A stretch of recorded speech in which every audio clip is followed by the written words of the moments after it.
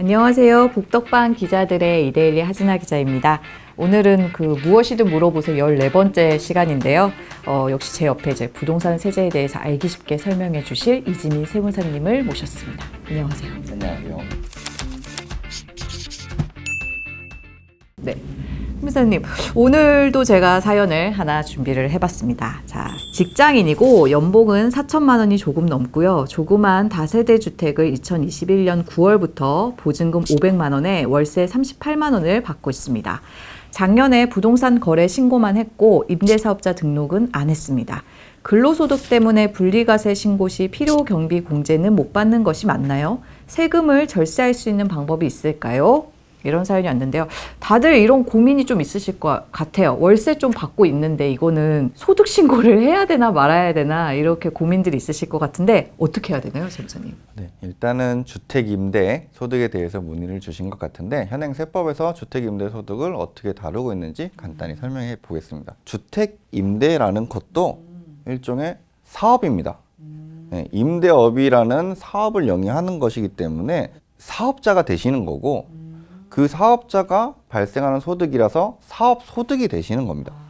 그러면은 사업자니까 저희가 흔히 알고 있듯이 사업자 등록을 해야 된다는 얘기신 거죠? 맞습니다. 사업자로서 반드시 사업자 등록을 해야 됩니다. 만약에 사업자 등록을 하지 않는다라고 하면 사업자 등록을 하지 않은 기간의 주택임대소득 매출에 대해서 0.2%만큼 가산세가 부과되게 됩니다.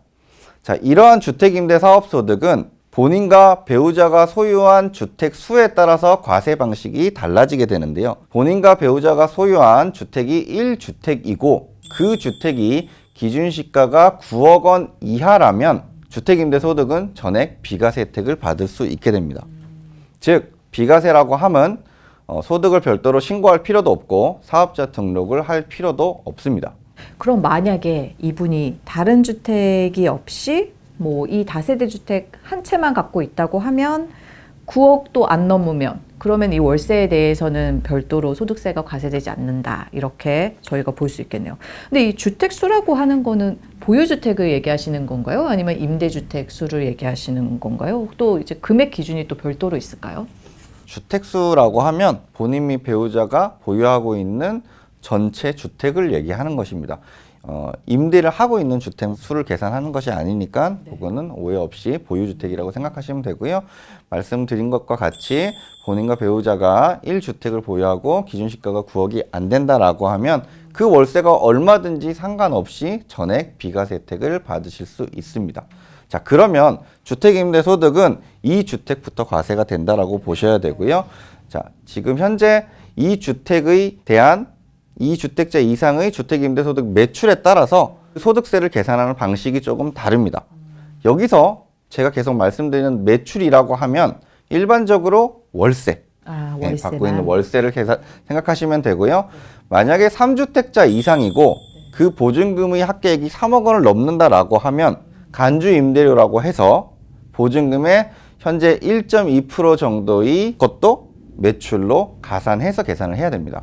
그러면 2주택자인 경우에는 보증금이 얼마인지에 관계없이 월세만 취합을 해서 계산을 한다 이렇게 보면 되겠네요. 그럼 반전세는 어떻게 하나요? 보증금이 일부 있고 이제 월세도 또 받는 그런 경우에는 어떻게 계산이 될까요? 2주택자인 경우에는 전세 보증금이든 반전세의 보증금이든 월세의 소액 보증금이든 상관없이 보증금은 전액 무시하셔도 됩니다. 즉 보증금이 얼마든지 상관없이 월세만 매출로 보고 판단하시면 됩니다. 이렇게 제가 말씀드린 매출을 계산을 해서 그 금액이 2천만 원을 초과한다라고 하면 일반적인 사업소득으로 계산은 되기 때문에 다른 소득, 지금 사연과 같이 근로소득 혹은 예를 들어서 음식점업을 하신다라고 하면 별도의 사업소득 이런 것들을 모두 합해서 계산하게 됩니다. 그럼 말씀하신 것처럼 종합소득 금액을 계산하기 위해서는 사업소득, 근로소득, 그다음에 이자나 이런 금융소득 등도 다 포함이 되는 거죠. 그럼 저희가 일반적으로 생각하는 그 사업소득이랑 다르지가 않다고 보면 되겠네요. 네, 맞습니다. 2천만 원을 초과하면 주택임대소득도 다른 사업소득과 동일하게 다 합산해서 계산하신다고 보시면 되고요. 만약에 2천만 원 이하인 경우에는 그 주택임대소득만 별도로 분리해서 과세를 할 수 있습니다. 이렇게 분리해서 과세하는 방식을 분리과세 주택임대소득이라고 하는데 그 계산 방식을 간단히 말씀드리면 매출액에서 50%만큼을 필요경비로 우선 공제하고 만약에 다른 종합소득 금액이 2천만 원 이하인 경우에는 추가로 200만 원까지 공제를 한 후에 14%의 세율을 적용해서 분리과세 종합소득세를 계산합니다. 분리과세라고 반드시 유리한 것도 아닌 것 같은 게 이게 세율이 아까 말씀하신 게 14%나 된다고 하니까 제가 알기로는 일반적인 소득세율이 한 6% 정도니까 오히려 이게 다른 소득이 적은 경우에는 불리하게 작용할 수도 있겠다는 생각도 좀 드는데요. 네, 맞습니다. 다른 소득이 적어서 가장 낮은 세율 6%를 적용받고 있어서 주택임대소득을 합산해도 6%가 적용이 된다면 분리과세가 오히려 더 불리한 경우에 해당할 수 있고 또 50% 적용된다고 말씀드렸잖아요, 기본적으로. 근데 실제로 비용이 많아서 필요경비가 많은 경우에는 오히려 분리과세가 더 불리한 경우도 있습니다. 문의 주신 사연의 경우에는 근로소득 연봉이 4천만 원 조금 넘는다고 하셨으니 다른 종합소득 금액이 2천만 원을 초과하기 때문에 추가적으로 200만 원 공제를 못 받는 것이 맞지만 기본적으로 50%의 필요경비는 공제받을 수 있다고 보셔야 됩니다. 사연을 그대로 2주택을 가정하고 계산을 해보면 분리과세 종합소득세는 대략 35만 원 정도가 발생하게 됩니다. 혹시나 그러면 이분 좀 절세할 수 있는 방법들이 좀 더 있을까요? 그 상황에 맞게 다양한 방법이 존재를 할 텐데요. 지금 주택임대사업자 등록을 안 하셨다고 하셨으니까 주택임대사업자 등록을 하시는 것도 하나의 방법입니다. 아까 분리과세일 때 50%를 공제한다고 했는데 주택임대사업자 등록을 한 경우에는 60%까지 공제를 할 수 있고 추가적인 공제가 200만 원이라고 했는데 400만 원까지 공제를 할 수 있고요. 또 소형임대주택 감면 일정 요건을 만족한 경우에는 소형임대주택 감면을 적용하면 최대 75%까지 감면이 적용이 되니까 주택임대사업자 등록도 하나의 방법이 되실 수 있고요. 또 실제로 그 매출액에서 차감되는 경비, 가장 대표적으로 대출 이자가 될 것입니다. 대출 이자가 많이 높아져서 실제로 월세 받는 거에 남는 게 없다라고 하시는 분들이 많거든요. 네, 그런 분들은 장부를 작성해서 실제 이자 비용을 차감하면 분리과세보다 훨씬 더 세금 혜택을 더 받으실 수도 있습니다.